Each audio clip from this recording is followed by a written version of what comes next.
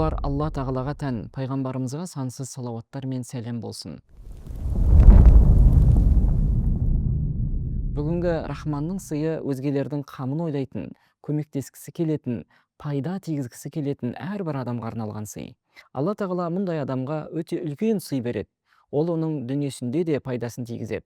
Ал қиямет күні сауап таразысының ауырлап тұрғанына таң қалады. Пайғамбарымыз саллаллаху алейхи вассалам былай дейді: кім біреуді тура жолға, жақсылыққа шақырса, оған сол жолмен жүргендердің сауабындай сауап жазылады, ал олардың сауабынан еш нәрсе кемімейді деп сүйіншілейді. Хадисте айтылғанмен, егер сен бір адамға өзің үйренген бір жақсы нәрсені үйретсең, ол адам сол жақсылықты жасаған сайын оған сауап жазылады, ал сен де сол сауабына ортақ боласың. Сен оның сауабынан ештеңе алмайсың, керісінше, дәл сондай сауап сенің сауап таразыңа да қосылады.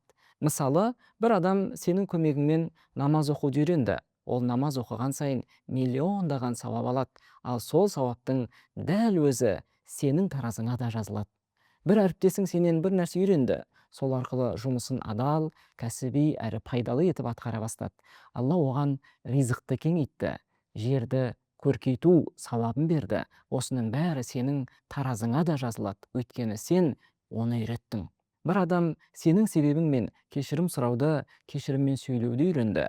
Ол әр жолы біреудің көңілін көтеріп кешірім сұраған сайын, Алла оған сипаттауға келмейтін үлкен сауап береді, ал сен де сол сауапқа серіктессің.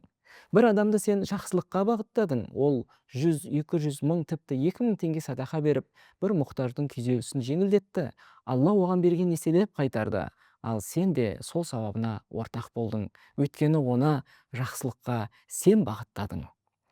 Үздіксіз сауап ол садақа жария.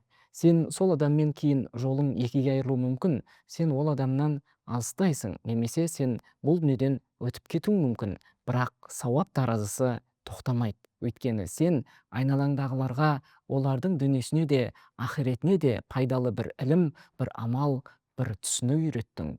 Олар сонымен өмір сүріп, Алланың разылығына жетеді. Алла оларға да разы, саған да разы болады. Неге Алла мұндай үлкен сауап береді? Өйткені Алла тағала позитивті, пайдалы адамды жақсы көреді. Өз сауабын ғана ойлайтын емес, айналасындағы адамдардың да Алланың разылығына жетуін қалайтын адамды жақсы көреді. Ол Алла тағала бізден қалайтыны, бәрі жақсылықта жарыссын, бәрі сауап алсын, бәрі кешірімге жетсін, бәрі Алланың разылығына ортақ болсын дегені. Алла тағала қасиетті Құранда айтады: وَالْمُؤْمِنُونَ وَالْمُؤْمِنَاتِ بَعْضُهُمْ أَوْلِيَاءُ بَعْضٍ يَأْمُرُونَ بِالْمَعْرُوفِ وَيَنْهَوْنَ عَنِ الْمُنكَرِ. Тәубе сүресінің аяттары. Мұъмин ерлер мен мұъмин әйелдер, олар бір-біріне шынайы достар, жақын достар. Олар жақсылыққа шақырады бір-бірін, жамандықтан қайтарады дейді. Ал келесі аятта: وَالْمُنَافِقُونَ وَالْمُنَافِقَاتِ بَعْضُهُمْ أَوْلِيَاءُ بَعْضٍ يَأْمُرُونَ بِالْمُنكَرِ وَيَنْهَوْنَ عَنِ الْمَعْرُوفِ. Мұнафық ерлер мен мұнафық әйелдер бір-біріне олар достар, олар бір-бірін жамандықтарға бұйырып, жақсылықтардан тыяды дейді. Тәубе сүресінің аяттары. Назар аударыңызшы, мүмін әрдайым жақсылыққа шақырады, 200 адам әрдайым жамандыққа итермелейді.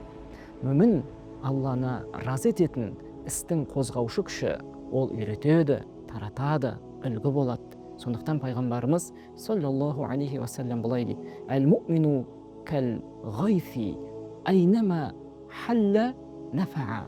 Мағынасы, мүмін жаңбыр секілді, қай жерге түссе де пайдасын тигізеді.